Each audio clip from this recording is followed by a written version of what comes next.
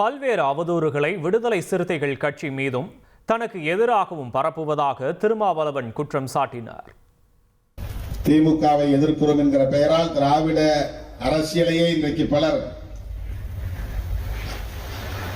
கேவலமான முறையிலே விமர்சித்து வருகிறார்கள்.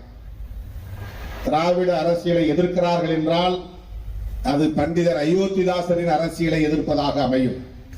திராவிட அரசியலை எதிர்க்கிறார்கள் என்றால் அது திமுக பெரியார் என்கிற அளவிலே மட்டும் நின்று விடாது. அது புரட்சியாளர் அம்பேத்கரின் அரசியலையே எதிர்ப்பதாகத்தான் அமையும்.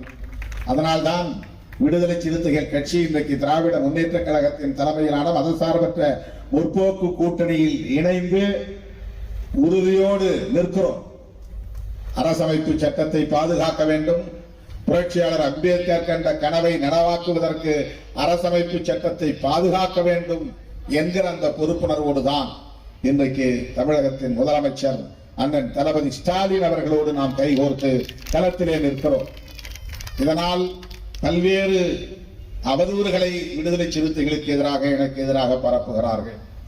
திராவிட முன்னேற்ற கழகத்துக்கு கட்டுப்பட்டு நாங்கள் உழன்று கிடக்கிறோம் என்று விமர்சிக்கிறார்கள். கருத்தியலில் உறுதிப்பாட்டோடு இருக்கிறோம், அதனால் திராவிட முன்னேற்ற கழகத்தோடு நிற்கிறோம். புரட்சியாளர் அம்பேத்கரின் அரசியலை பாதுகாக்க வேண்டும் என்பதிலே நாம் மிகவும் உறுதியாக இருக்கிறோம்.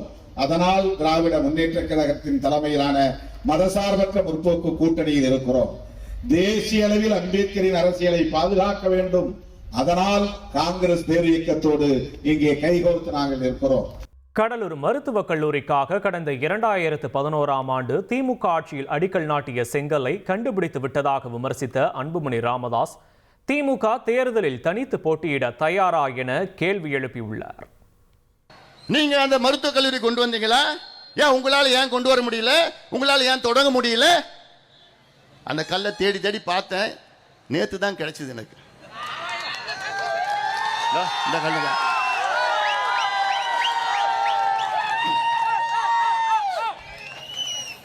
திமுக கடலூர்ல மருத்துவ கல்லூரி தொடங்குவதற்காக நாட்ட அந்த அடிக்கல் நாட்டு இந்த செங்கல்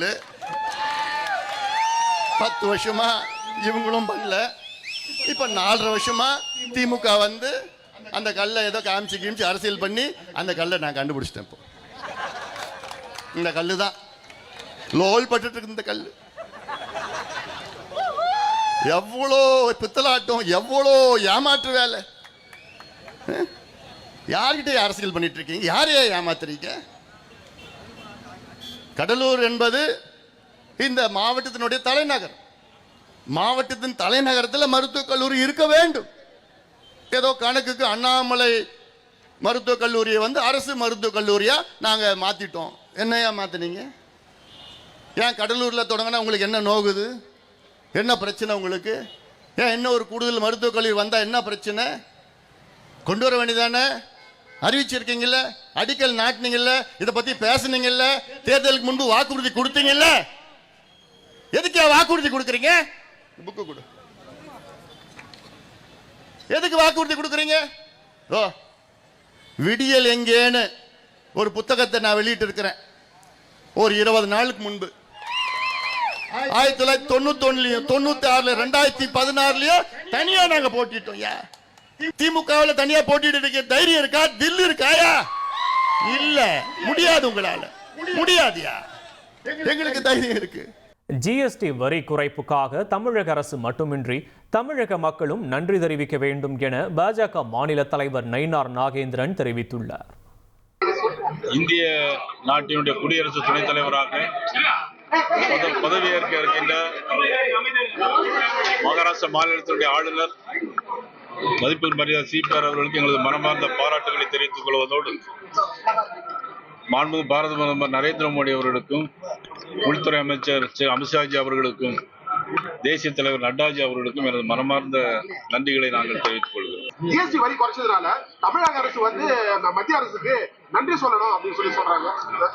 தமிழக அரசு மட்டுமில்ல, தமிழக மக்களும் நன்றி சொல்ல வேண்டும். இந்திய அரசியல் வரலாற்றில் 1947க்கு அப்புறம் கூட்ட வரியை குறைச்சது நமது மாண்புமிகு பாரத பிரதமர் நரேந்திர மோடி அவர்கள் மட்டும்தான்.